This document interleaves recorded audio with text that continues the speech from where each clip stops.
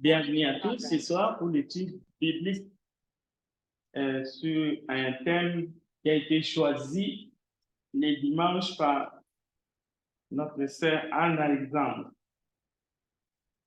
Nous allons faire de ces textes un exemple type d'une étude biblique sur un texte, sur un chapitre, parce qu'il s'agit d'un chapitre, le chapitre 3 de la deuxième lettre de Timothée.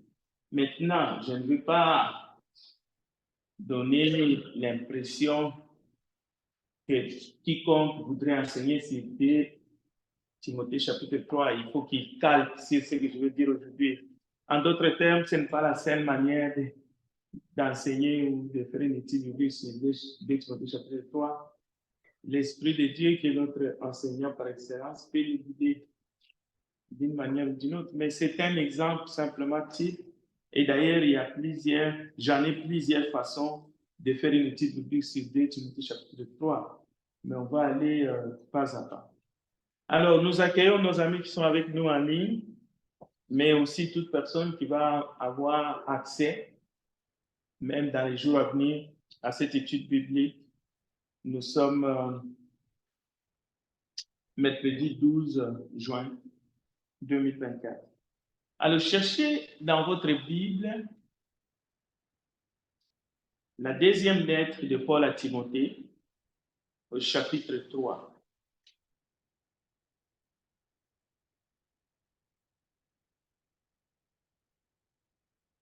Il y a plusieurs versets bibliques.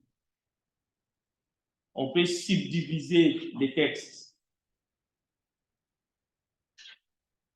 en 2 ou 3 morceaux.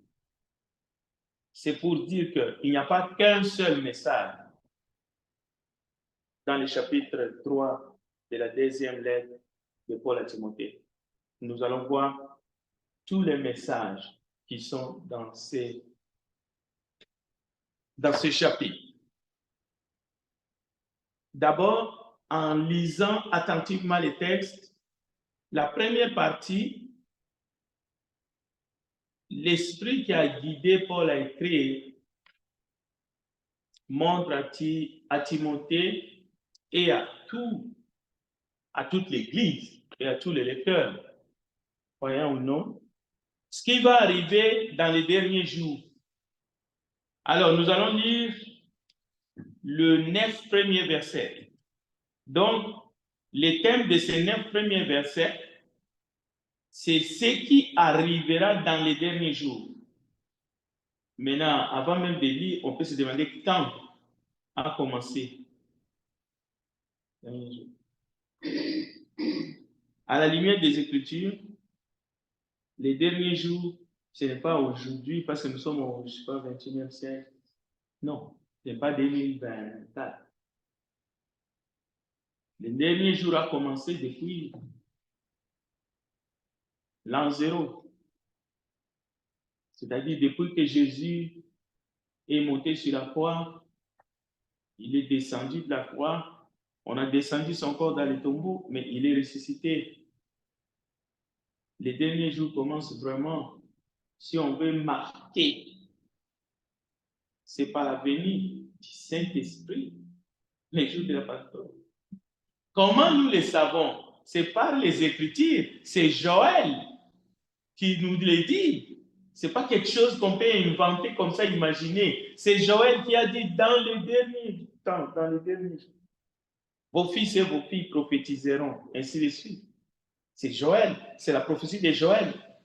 Donc, alors, lisons 2 Timothée chapitre 3, versets 1 à 9.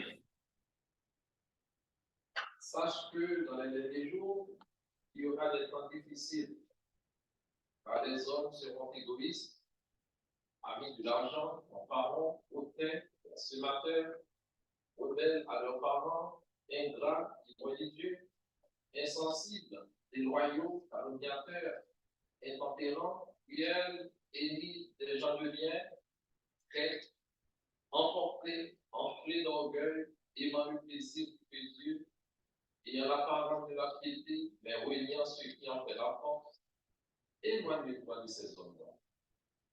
Il en est parmi eux qui s'introduisent dans les maisons et qui captivent des femmes d'un esprit faible et bondé, chargées du péché, agitées par des passions de toute espèce, apprenant toujours et ne pouvant jamais arriver à la connaissance de la vérité. De même que jamais ces gens-là s'opposaient à Moïse, de même ces hommes s'opposent à la vérité, étant corrompus d'entendement, réprouvés en ce qui concerne la foi. Verset 9. Mais ils ne feront pas de plus grands progrès, car leur folie sera manifeste pour tous, car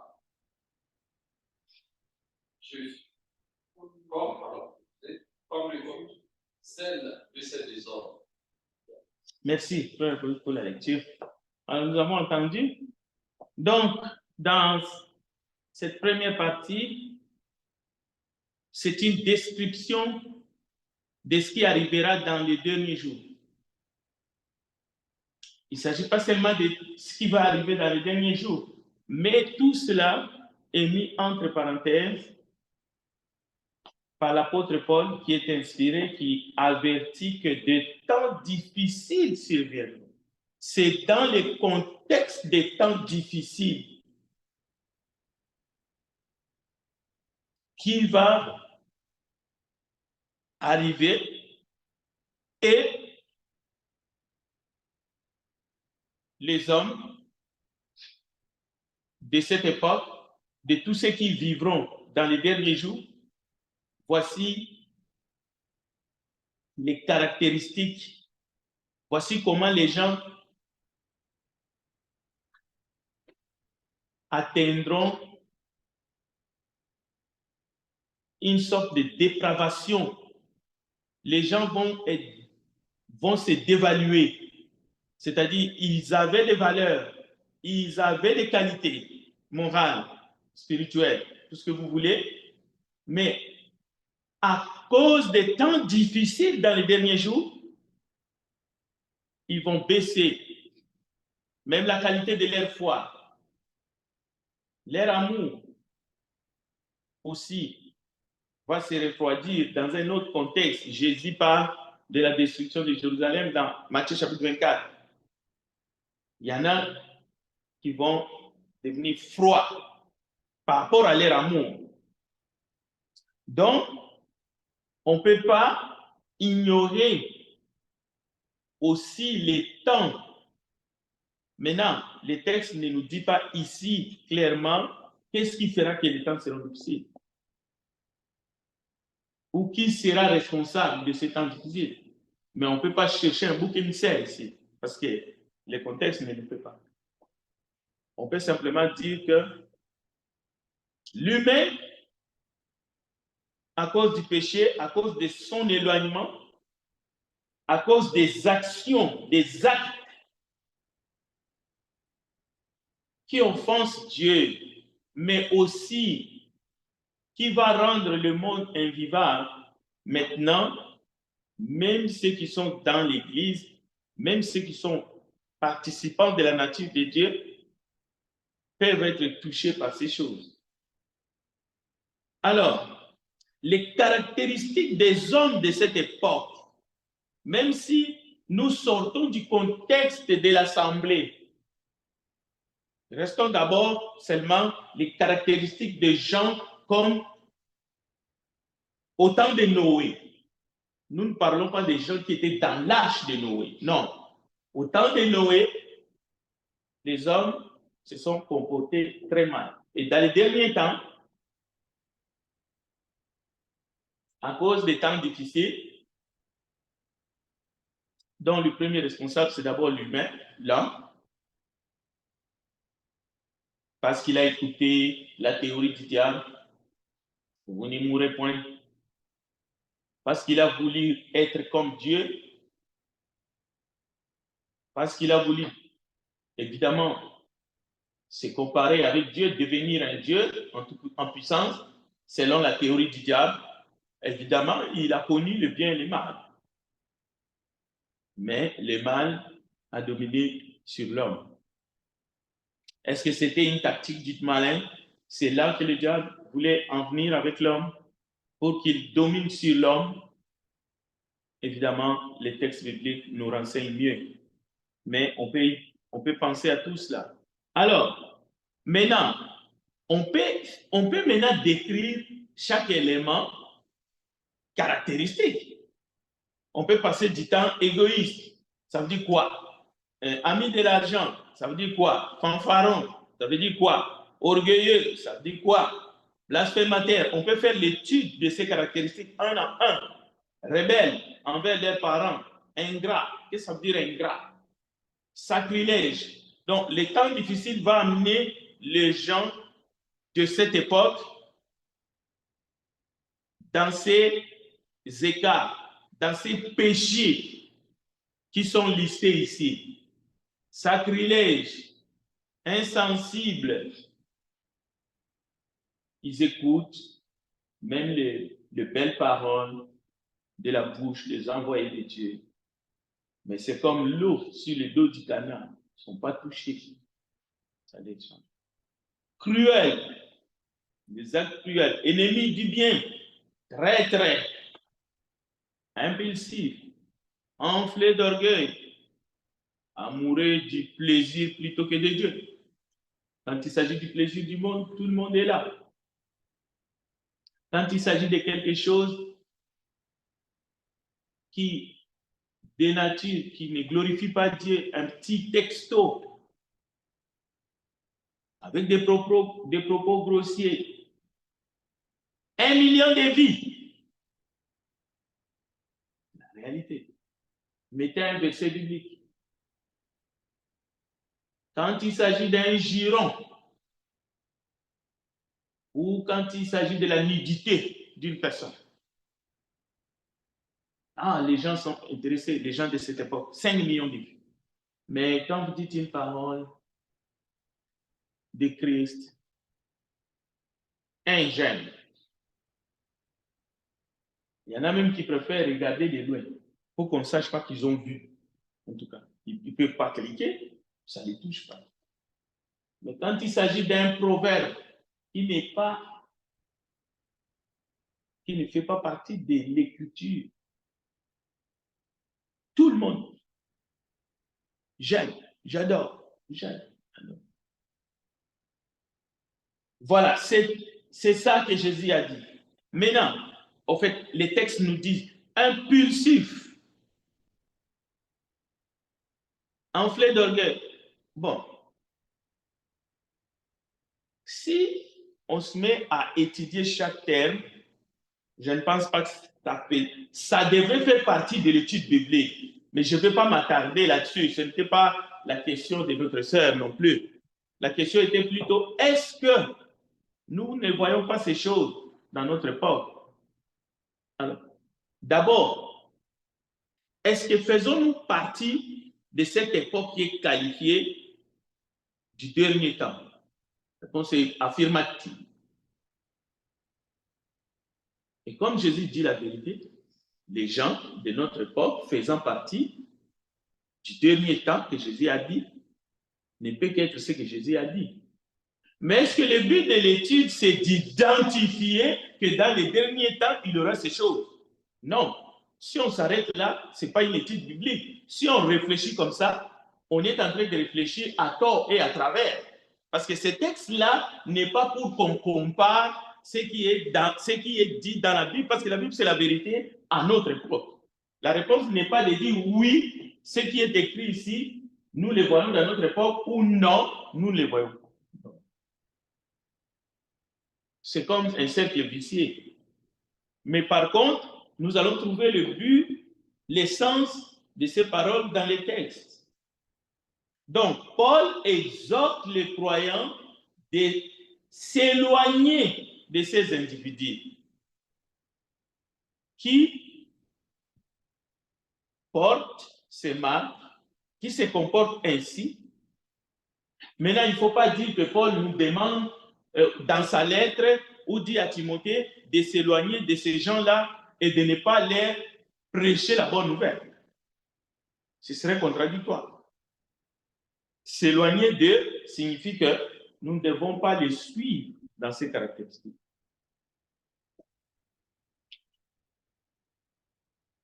C'est dans les textes.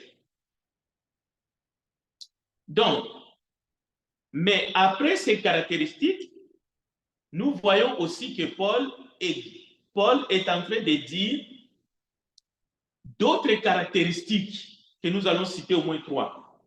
Certaines de ces personnes, dans les derniers temps, les temps difficiles, vont s'infiltrer dans les foyers, dans les familles, tromper des femmes qui sont chargées de péché. Infiltration dans la famille. Donc, faites attention, si vous êtes gardien de la famille,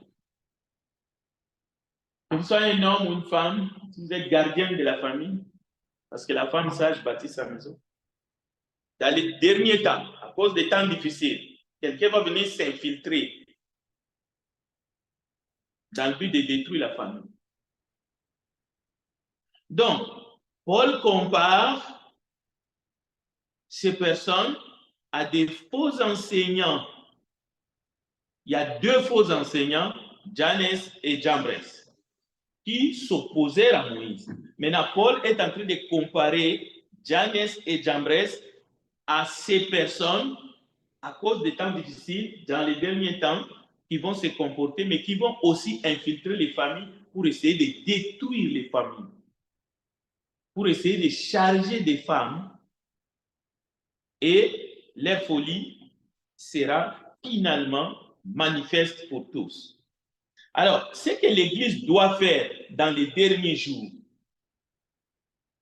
parce qu'il ne s'agit pas de rester statique, il ne s'agit pas d'être spectateur face à ces phénomènes dans les derniers temps. L'Église ne doit pas subir. L'Église ne doit pas se laisser faire.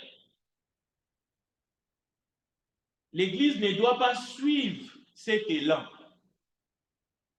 Laisser, ah oui, c'est le dernier temps, c'est écrit dans la Bible, donc même dans l'Église, on voit ces choses-là proliférer. Non, non, non, l'Église ne doit pas se laisser aller. Alors, Paul le dit dans sa lettre, lisons les versets 10 et 17. Quelqu'un d'autre? 2 Timothée 3, 10 à 17. Mais toi, m'as suivi dans mon enseignement, ma conduite, mes intentions, ma foi, ma patience, mon amour, ma fermeté, mes persécutions et mes souffrances. Tu sais tout ce qui m'est arrivé à Antioche, à Iconium, à Lystre, et quelle persécution j'ai subie. Cependant, le Seigneur m'a délivré de tout. D'ailleurs, tous ceux qui veulent mener une vie fidèle à Dieu dans l'union avec le Christ seront persécutés. Mais les hommes méchants et imposteurs iront toujours plus loin dans le mal. Ils tromperont les autres. Ils seront eux-mêmes trompés. Quant à toi, demeure faible dans ce que tu as appris et accueilli avec une entière conviction. Tu sais de quelle maître tu l'as appris. Depuis ton enfance, en effet, tu connais les saintes écritures. Elles peuvent te donner la sagesse qui conduit au salut par la foi en Jésus-Christ. Toute écriture est inspirée de Dieu et utile pour enseigner la vérité, réfuter l'erreur, corriger les fautes et former à une juste manière de vivre, afin que l'homme de Dieu soit parfaitement préparé et équipé pour faire toute action bonne. Merci, frère Emmanuel Beauvoir. Alors, Paul se tourne ensuite vers Timothée. Vous venez d'écouter, j'aimerais que vous puissiez les lire chez vous, pour ceux qui nous suivent. Donc, Paul se tourne vers Timothée et lui rappelle son propre exemple de vie pieuse, malgré la peste, malgré les persécutions dont il a étaient victimes. Il souligne que tous ceux qui veulent vivre pieusement, pleinement en Jésus-Christ seront persécutés. Donc l'Église doit suivre l'enseignement, la conduite et la foi des apôtres et des prophètes. C'est cela qui doit être enseigné. L'Église doit corriger les fautes, corriger les erreurs. Donc, Timothée, malgré les temps difficiles, malgré les caractéristiques de gens dans les derniers temps, dans le monde, et en particulier dans l'Église, Timothée doit persévérer dans l'enseignement de la vérité. Rester ferme face à l'opposition. C'est ici que je vais donner l'exemple de l'opposition. Voici comment le diable prend la Bible et transforme la parole et enseigne le mensonge. Voici comment on peut être sorcier dans l'Église. Quelqu'un qui dit des mensonges, vous l'appuyez. Je vais prendre une caractéristique ici, traître. OK? Judas a trahi Jésus. C'est un traître, tout le monde sait.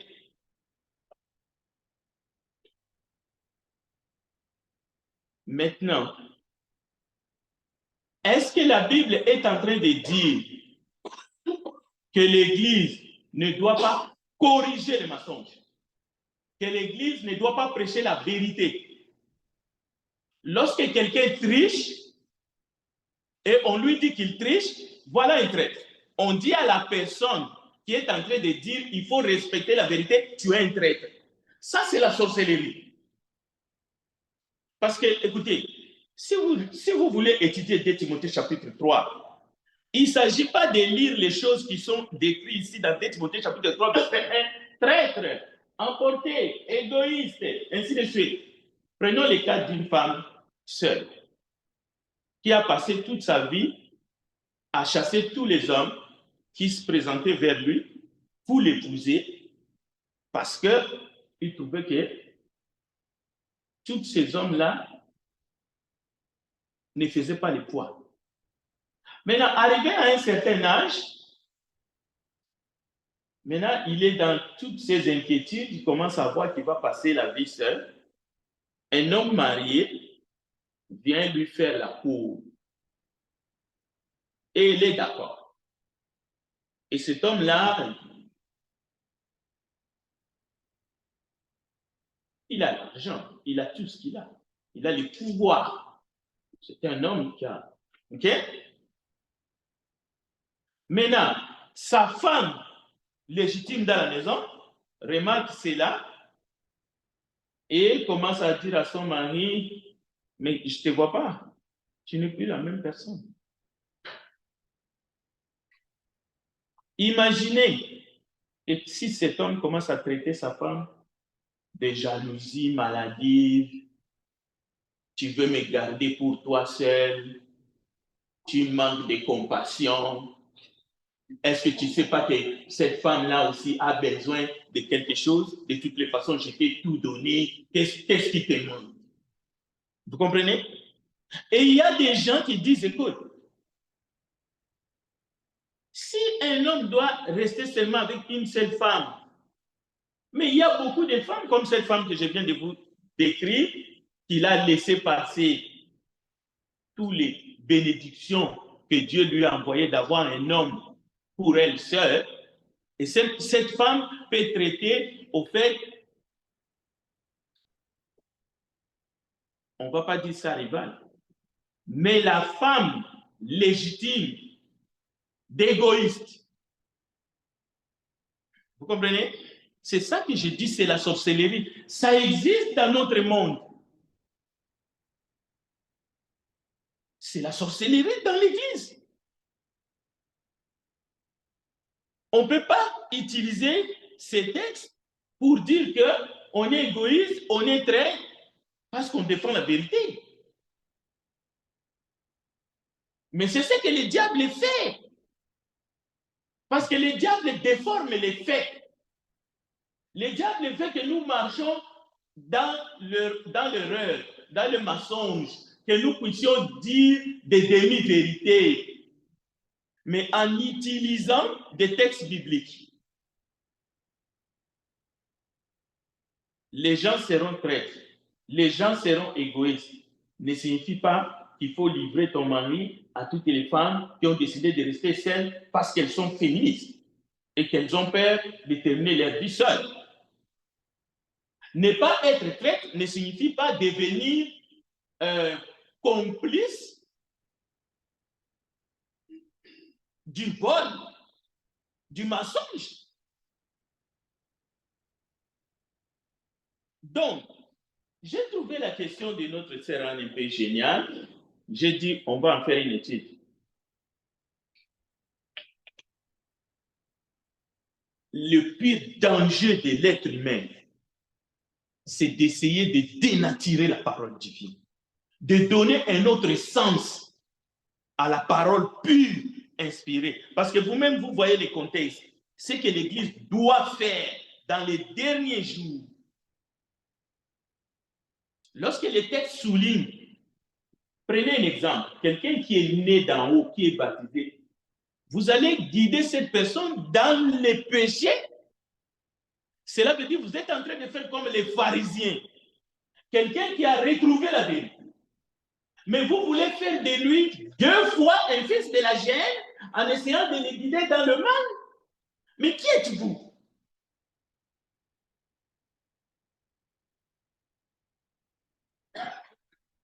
L'Église doit suivre les enseignements, la conduite et la foi des apôtres et des prophètes. Paul encourage Timothée à persévérer dans la vérité, quelle que soit l'opposition.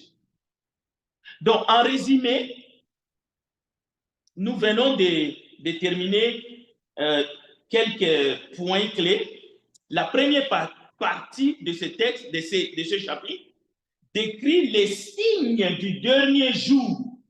Ce sont des signes, mais ce ne sont pas des qualités que nous devons encourager, ni dans nos vies, ni dans la vie de ceux qui sont autour de nous. Mais l'Église doit garder le cap. Vous savez, nous tous, devant des temps difficiles, admettons s'il y a aujourd'hui une catastrophe naturelle où nos comptes à banque sont dévalués, du coup, ça va dans tous les sens. Dans certains pays, il y a des gens qui se suicident parce qu'ils ont perdu beaucoup d'argent à la bourse. Ce sont des temps difficiles. Mais ce comportement de se suicider restera toujours un comportement qui ne plaît pas à Dieu. Tout le temps. On ne peut pas dire, ah oui, écoutez, qu'il avait un bon montant, du coup, du jour au lendemain, il a tout perdu. Je comprends son action. Ah. Bon. Il faut faire très attention contre les faux enseignants dans les temps, à cause des temps difficiles. Mais la seconde partie que le frère Beauvoir nous a dit encourage l'Église à la fidélité. L'Église doit rester accrochée à la vérité, malgré les persécutions. Malgré les persécutions. Mais aucun membre dans le corps du Christ est exempt de persécutions. Pourquoi? Parce que ces persécutions sont passagères, temporaires, par rapport à la gloire qui nous attend là-haut, par rapport aux couronnes qui nous attendent. Voilà un peu une manière d'étudier. Maintenant, s'il y a des questions par rapport à un vice que l'auditoire, si vous présentez cette étude biblique, voudrait creuser, toi, tu as déjà préparé chaque. Comme ça, si quelqu'un manifeste les besoins, j'aimerais qu'on regarde un peu de plus près, rebelles envers leurs parents. Ça veut dire quoi? On peut trouver quelques exemples où on peut approfondir, évidemment. Mais il ne s'agit pas de dire, la Bible dit que les enfants seront rebelles à leurs parents. Maintenant, c'est ça qui devient comme la norme.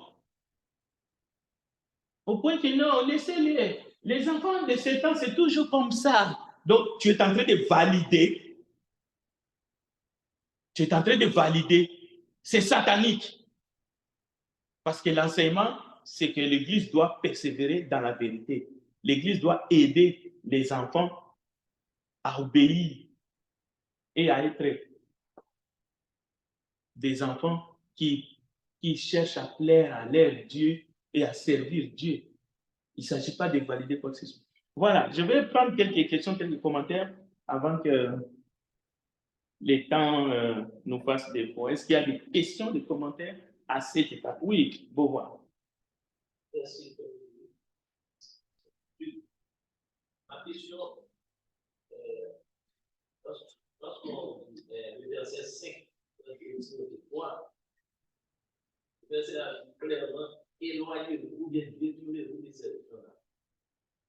Par exemple, dans une famille, si vous voyez que vos fils ou bien vos filles se comportent comme ces gens qu'on vient de décrire, les polices, toutes sortes de mauvaises qualités, quelle est notre réaction en tant que parent chrétien? Bon, la lettre de Paul n'est pas dans les contextes familial. Il y a vraiment d'autres lettres qui sont dans les contextes familial. Mais on va élargir le sens du texte parce qu'ici, il y a une époque et il y a les gens de cette époque-là. C'est vraiment, dans ce contexte-là, c'est vraiment une époque avec les gens du monde. Comme j'ai donné l'exemple au début, j'ai dit, au temps de Noé, les gens étaient comme ça. Donc, on n'est pas vraiment dans les cercles familial, parce que là, il y a des enseignements comment il faut se comporter. Mais je vais répondre à la question de Beauvoir parce qu'elle est vraiment une très bonne question pour nous aider à nous affermir. Quand Dieu dit à l'homme,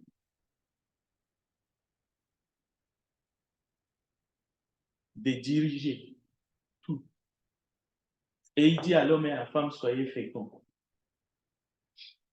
Dieu n'est pas en train de dire à l'homme de dominer la nature, sa femme et ses enfants et de régner comme un roi.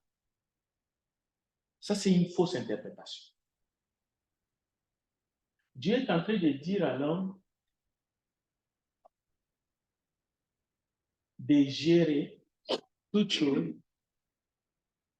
Dieu est en train de dire à l'homme, tu es le gardien de tout ce que j'ai fait. D'abord, toute la nature et tout, tu es le gardien. Alors, soyez féconds. Ainsi de suite. Dans la famille, l'homme est aussi comme le gardien. La même chose que Dieu dit aux anciens, peser les troupeaux de Dieu sans contrainte. C'est valable dans le cadre de la famille pour un père. Tu es un gardien. Tu n'es pas un boss. Tu n'es pas un chef pour dominer. Dans le sens de mater. Non, tu es un gardien. Je viens de vous dire que la femme est aussi gardienne. Parce que l'homme peut se positionner comme un roi. Si l'homme se positionne comme un roi dans la famille, la femme va se positionner comme une reine. Cela veut dire, on a maintenant, comme on dit en sciences politiques, c'est comme un parlement bicaméral. Donc, il y a deux. Un roi et une reine, ils ont des attributions. C'est pour cela que je dis, l'idée de dominer dans le cadre de la famille où il y a femme et enfant est tout à fait contraire. C'est juste un mot en français qui a été peut-être mal traduit et mal compris. Parce qu'il s'agit de diriger sa famille. Alors, quand les enfants sont mineurs, le père inculque, il dit aux enfants, il pose les limites. Parce qu'il est fait parce que Dieu lui recommande de le faire. Et cette relation-là, entre l'homme et la femme, c'est une relation de complémentarité. Cela veut dire que le père doit éduquer les enfants, la mère est là pour aider son mari, mais pour éduquer aussi les enfants quand le père n'est pas là, et ainsi de suite. Maintenant, si les enfants ne veulent pas écouter, c'est les conséquences qui vont les apprendre encore mieux. Mais autant que tu as fait ton devoir, ça y est. Tu as rempli. Non, non, non, ça ne s'arrête pas là. Parce que ça ne finit jamais. On n'est pas père jusqu'à 18 ans. On est toujours père. Mais est-ce qu'il faut s'éloigner de ses enfants en utilisant ces textes bibliques? Non, non, en aucun cas. Parce que de toutes les façons, les enfants devenant adultes, ils vont créer une cellule autre. L'homme quittera son père et sa mère, s'attachera à sa femme. Les deux deviendront une seule chair. Mais il arrive que des enfants adultes, même s'ils ont quitté, les toits, ils reviennent. Même là encore, enlever tout esprit conflictuel au niveau de la famille. Le diable va en profiter. Mais par la parole de Dieu, tel que la parole nous demande de le faire, nous allons toujours continuer jusqu'au retour de Jésus d'exhorter, de reprendre, d'éduquer, parce que la famille, c'est un lieu sacré. C'est comme dans l'église. À aucun moment, on demande aux dirigeants de l'église de chasser un membre de l'église parce qu'il s'est méconduit comme un chien. Non. Chaque fois qu'il peut revenir en se repentant, l'église sera toujours ouverte. C'est le même principe dans la famille. C'est le même principe. Un père n'a pas besoin d'arriver à couper le pont avec ses enfants. Parce que tes enfants sont une partie de toi-même. Mais ce que tu ne dois pas faire, c'est de participer à leur péché. C'est de cautionner. C'est de devenir complice. C'est de dire, mon fils, ma fille, tu peux faire ça. Personne n'a le droit de te juger. Là, c'est fini. Tu es foutu. Ton fils viole la loi. C'est toi qui appelles la police. Ton fils tue un enfant d'autrui. Tu ne dois pas les cacher dans la maison. Si tu fais ça, tu es un monstre. Tu es un sorcier. Il faut que l'amour de Dieu prenne le dessus, que tu puisses appeler les autorités. Parce que quand les autorités vont venir, ils ne vont pas les tuer. Ils vont les sécuriser. Et ils vont lui donner des leçons pour qu'il ne puisse plus refaire la même chose. Mais après, tu vas aller les rendre visite à la prison. Mais ceux qui pensent qu'être chrétien ou couvrir les péchés, c'est devenir receleur. Mes amis, il faut chercher à connaître le vrai Jésus. Il faut chercher à retrouver les vrais apôtres. Ils n'ont pas fait ça. Oui, révolution. Expression dans les derniers jours. Est-ce que c'est quelque chose qu'on peut mettre dans le temps et fixé dans le temps, et dans un temps précis? Parce que ici, dans le texte que nous avons,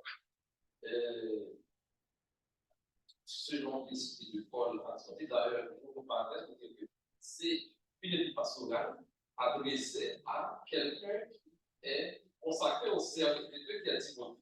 Amen. Paul fait la mise en garde à son fils bien-aimé, en tout cas dans la foi, et que voici donc la réalité du monde, et peu importe le temps, parce que de toute façon, le temps ne va pas changer l'homme et l'homme ne va pas changer le temps. Donc, les comportements restent tant aussi longtemps que Jésus ne revient pas. Donc, est-ce que dans ce contexte, dans ce texte-là qu'on peut lire, l'expression des jours, on peut le placer, par exemple, à l'an 1 ou l'an 0, et c'est à cette sorte directement qu'on trouve ces comportements, ou bien de nos jours encore, cette actualité, les hommes ont les mêmes comportements, et je me rappelle une étude que tu as faite ici, à savoir que ne pensez pas que les hommes étaient plus méchants au temps de Noé qu'à notre temps. Oui. Donc, ce n'est que des répétitions que les hommes font. Donc, c'est-à-dire que les péchés sont toujours les mêmes et condamnés par le même Dieu dans la même dimension, quel que soit le temps et le corps. Oui. Donc, ça, c'est pour bien apprendre. Deuxième approche, c'est et à travers ça, ce que notre frère Emmanuel a dit. Alors, la Bible, dans le contexte, éloigne-toi de ces hommes-là, c'est que les textes ne sont pas toujours à la lettre. Parce que de toute façon, et ici, éloignez-toi de ces hommes-là. Dans ce texte, il y a aussi de ces femmes-là. Homme ici, c'est général, c'est l'être humain. Donc, c'est l'être humain. Maintenant, contexte de l'Église, et puis l'apostolique, et puis, oui, où l'homme de Dieu doit prendre sa distance par rapport à ce comportement-là. Homme ici, pas forcément d'être humain. Donc, éloigne-toi de ces hommes-là, comme dit la Bible, c'est éloigne-toi de ces actions-là, de ces comportements-là. Comme, même si c'est dans la famille, et tu l'as bien dit, même si c'est dans la famille, peu importe l'endroit où des comportements récalcitrants se manifestent, l'homme de Dieu doit le condamner. Que ce soit sa femme, que ce soit son mari, que ce soit ses enfants, que ce soit l'église. Donc, c'est-à-dire que ici, homme, ce n'est pas forcément l'être humain, mais c'est des comportements incarnés et appliqués par lui. Voilà. Il ne s'agit pas de couper le pont comme dans 1 Corinthiens 5, dans le cas de celui qui avait pris la femme de son père. Non, non, non. Ici, c'est vraiment, comme le frère Maurice a expliqué, ces comportements-là, il faut ne pas reproduire ça dans nos propres vies. Alors, les derniers jours, ici, c'est au sens large. C'est un terme au sens large, suffisamment large. On ne peut pas dire c'est de telle année à telle année. Non. Mais quand même, heureusement, nous avons les Écritures qui nous montrent quand est-ce que ces derniers jours ont commencé. Au fait, c'est comme nous étions au temps de Moïse, au temps de la loi. Maintenant, nous entrons dans le temps de la grâce. Or, nous savons pertinemment qu'à la fin de ce temps de la grâce, il y aura le retour de Jésus. Donc, la consommation du temps. Donc, nous sommes dans les derniers jours, dans ce sens-là. Mais les temps difficiles dont il est question ici, il s'agit des temps bien précis où il va y avoir des troubles, par exemple. Tu vois? Par exemple, ça va être marqué par des tremblements de terre ou bien de famine, mais périodiquement. C'est-à-dire, ça va se ressentir très fort à un moment donné. Et ça va causer que les gens vont avoir ces genres de comportements qui est listé ici. Ça va être comme une aberration. Mais le péché, depuis le temps d'Adam, il y a toujours le péché dans le monde. Mais à cause des temps difficiles, lorsqu'il y a des troubles, des guerres, comme dans l'an 30, où Jésus lui-même décrit des femmes qui sont en train de fuir enceintes et en hiver. Tu vois, la traîtrise qu'il y a eu à ces moments-là. Le père pouvait dénoncer son fils. Qu'est-ce que le milice romain faisait? Ils venaient, ils prenaient, ils amenaient les gens dans des stades et puis on les livrait aux bêtes sauvages, ainsi de suite. Tu vois. Mais ces derniers temps continuent. Et les temps difficiles peuvent changer de forme. C'était les persécutions au 1er siècle, mais il y a eu des moments où il y a eu une crise économique. Tu vois? Mais à cause de cela, par exemple, le taux de mortalité infantile, l'avortement, a atteint des pics à certaines années, ainsi de suite. Là, on nous parle de guerre, et pas n'importe quelle guerre, des guerres nucléaires. Les avions sont en train et les sous-marins sont en train de se déplacer d'un point A à un point B. Nous entendons. Mais il y a des personnes qui, parce qu'ils n'ont pas la foi et qui tremblent, il y en a qui ne dorment plus. Mais, écoutez, il y a des temps difficiles à Gaza. Qui peut les nier? Qui peut nier qu'il y a des temps difficiles au Yémen? Écoutez, 20 millions de morts en République démocratique du Congo depuis 1998 jusqu'à aujourd'hui. 20 millions de civils écrasés comme ça. Parce qu'on va chercher en Haïti, il y a des temps difficiles. Et pendant ces temps difficiles-là en Haïti, les gens, moralement, il y en a qui vont se comporter comme c'est décrit. Il y a des gens qui se trahissent, même dans la même famille. Mon frère est venu du Canada, il a l'argent. Les gens viennent, ils coupent la tête et ils prennent ce qu'il y a, ainsi de suite. Des fois, c'est tout ça. Alors, la description qu'il y a ici, c'est vraiment une description qui montre comment seront les gens de chaque époque, mais toujours dans les derniers temps. Dans ces temps de grâce, mais où l'Église doit garder le cap. L'Église doit rester prêcher la vérité. Les jeunes filles, les jeunes garçons doivent rester fermes. Parce que c'est très facile de dégringoler, de trouver la facilité. Écoute, c'est des temps difficiles. Qu'est-ce que je vais faire? Je vais chercher la facilité. Donc, c'est ça. Et il y a des églises maintenant qui commencent à diluer la parole de Dieu. Donc, oui. Est-ce qu'on peut pas dire que ces paroles-là étaient prêchées avant l'apôtre Paul? Parce qu'avant, il y a Noé, il y a Abraham. Même que la Bible ne mentionne pas directement clair comme elle est définie l'apôtre Paul. Est-ce que c'est pas avant? Parce qu'il y a des autres qui la terre. Non, non. Au fait, ce qu'il ne faut pas faire avec les textes, c'est-à-dire qu'il ne faut pas l'extrapoler. Ici, c'est Paul, sa plume, qui écrit une lettre pastorale à Timothée, qui est évangéliste, mais avant que les anciens soient établis, donc c'est lui qui est le dirigeant principal, qui va recevoir la lettre et la lire dans l'ensemble. Mais cette lettre-là est arrivée jusqu'à nous. Mais en étudiant les contextes, nous voyons que cette description s'applique à notre époque. Parce que ces temps difficiles-là étaient élastiques.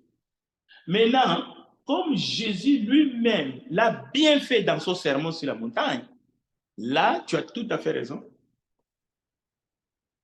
Il arrivera au dernier jour ce qui est arrivé au temps de Noé. Ça sera comme au temps de Sodome et Gomorrhe.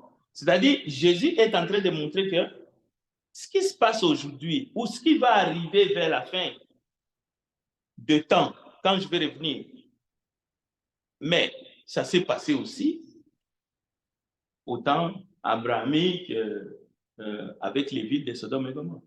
Ça s'est aussi passé la même chose. Il y a eu des temps difficiles aussi au temps de Noé où il y a eu cette pluie qui a rasé complètement tout, y compris la nature, les animaux sauvages et domestiques. Mais 8 personnes ont été sauvées. Alors, nous devons faire attention. Donc, nous avons ici des avertissements comme eux, au temps de Noé et au temps de Sodome, ont eu des avertissements. Maintenant, est-ce que nous allons écouter ces avertissements pour rester sages, sobres et éviter l'hécatombe? Parce que c'est ça le point. Parce que la mort peut attraper chacun à son jour, comme on dit. Mais est-ce que ça va me trouver prêt pour que je puisse rencontrer mon Sauveur et que je sois justifié par le sang de Jésus au dernier jour? Ou est-ce que ces situations difficiles feront que je vais baisser les bras, je vais me comporter comme les bons mondes? Non, c'est ça qu'il faut éviter. Alors, je vous remercie de votre participation et de votre présence, de votre attention. Nous allons terminer. Je vais céder la place à notre frère pour que nous puissions finir dans un chant et une prière. Que Dieu vous bénisse. Amen.